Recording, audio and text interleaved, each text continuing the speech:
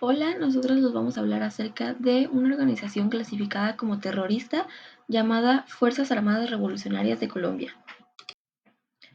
Para saber acerca del origen de esta organización, necesitamos conocer el contexto que Colombia vivía en ese entonces, y para eso nos vamos a remontar a 1948. Después del asesinato del líder populista del Partido Liberal, Jorge Eliezer, en Bogotá el 9 de abril de este año, hubo muchos brotes de violencia que afligieron a la Colombia, en la zona rural de Colombia. Bueno, este periodo llegó a conocerse como la violencia, así literalmente la violencia, y dejó cerca de 200.000 muertes en aproximadamente 15 años. Y bueno, este hecho desencadenó una violenta guerra entre los partidos de conservadores y los liberales, que esto llevó a que Colombia experimentara una década de mucha violencia y mucha persecución hacia intelectuales, artistas e incluso investigadores. Y bueno, por esta década y este periodo, en 1948, el periodo de la violencia, cientos y miles de personas tuvieron que huir de los lugares donde se originaban hacia ciudades más grandes o hacia zonas rurales más remotas. Entre estos, entre estas personas que huyeron, se encontraba una pequeña fracción que se conocía como unas unidades de defensa que estaban bajo control del Partido Comunista de Colombia, la PCC. Bueno, estas facciones representaban una amenaza ideológica para el gobierno y estas facciones lanzaron una ofensiva en contra de el pueblo de Marquetilla, no, perdón, Marquetalia en Tolima en 1964. Bueno, es después de esta ofensiva al bastión del pueblo de Marquetalia, en 1964, que hasta 1965 oficialmente este grupo adoptó el nombre de Fuerzas Armadas Revolucionarias de Colombia, la FARC. El crecimiento de esta organización se dio también por el comercio ilegal de drogas, ya que este ayudó mucho. A mediados de los años 80, la organización cambió sus reglas internas para que se le pudiera cobrar impuestos a los numerosos cultivadores de marihuana que había en la zona sur del país. Ya en los años 80 fue cuando cambiaron también un poco estas reglas para incluir también a las plantaciones de hoja de coca.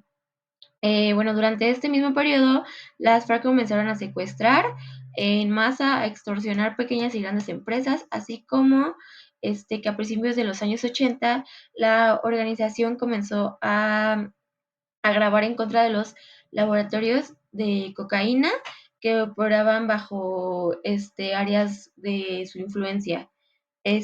Bueno, es hasta 2017 que la organización fue designada por terrorista por Estados Unidos, Colombia, Chile, Perú, Nueva Zelanda y Canadá. Bueno, la organización operó en varias regiones de Colombia en busca de recursos para financiar la guerra que tenía de casi 50 años con el Estado de Colombia. Las FARC tuvieron una presencia extendida en todo Colombia, especialmente en el sur del país, en los llanos orientales, cerca de la Colombia, de la frontera de Venezuela, así también como se sentaron en los departamentos surorientales de Cauca, Valle del Cauca y Nariño. Ahí también tuvieron presencia en los departamentos occidentales de Choco, Antioquia, entre otros.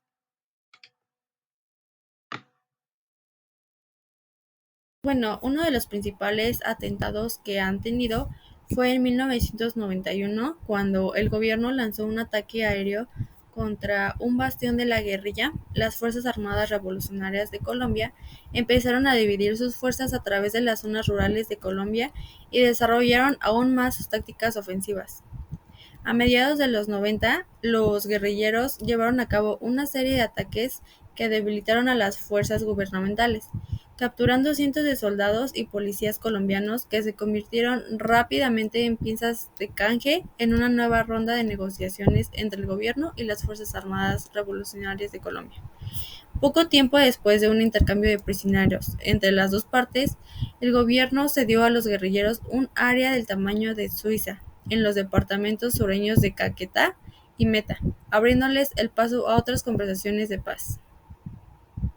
Las Fuerzas Armadas Revolucionarias de Colombia usaron el territorio para reagruparse, reclutar, entrenar y lanzar ataques a las poblaciones locales.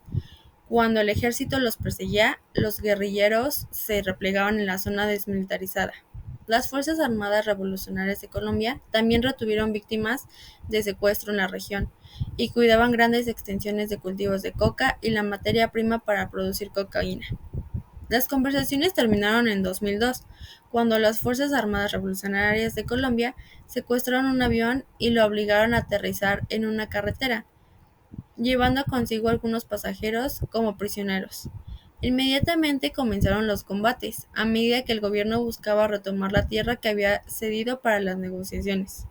Poco después, la guerrilla secuestró a la candidata presidencial del Partido Verde, Ingrid Betancourt, y a su jefa de campaña, Clara Rojas.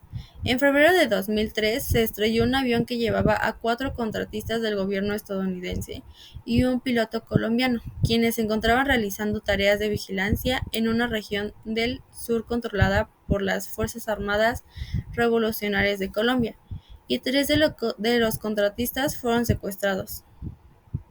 Estos eventos coincidieron con la llegada en 2002 del presidente Álvaro Uribe, quien, contrario a su predecesor, Andrés Pastrana, había hecho su campaña política sobre una plataforma de guerra. Las Fuerzas Armadas Revolucionarias de Colombia lo recibieron lanzando morteros contra el Palacio Presidencial durante la ceremonia de posesión el 7 de agosto del mismo año. Las Fuerzas Armadas Revolucionarias de Colombia fueron un grupo complejo con una estructura y una línea de comando bien definidas.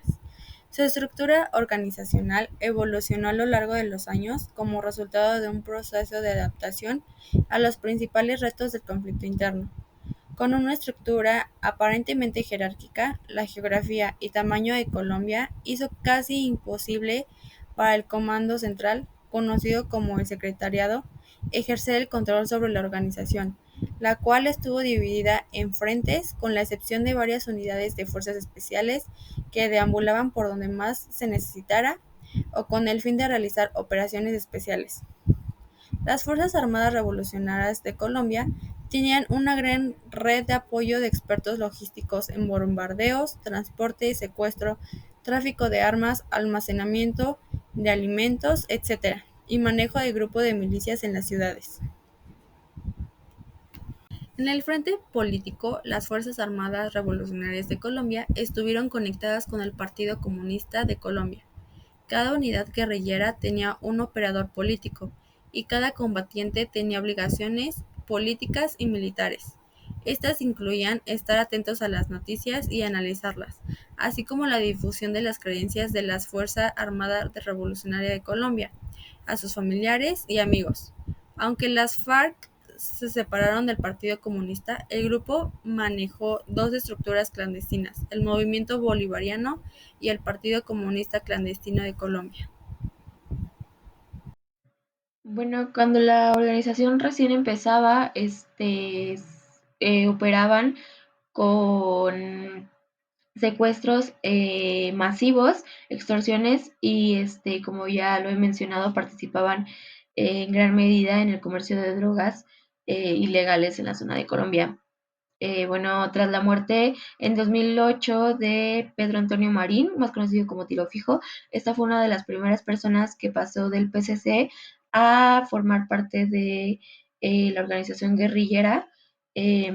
Fue cuando la organización cambia de tener en mente el querer controlar el territorio y la venta ilegal de drogas a el fortalecimiento de las redes urbanas y el aumento de este alcance.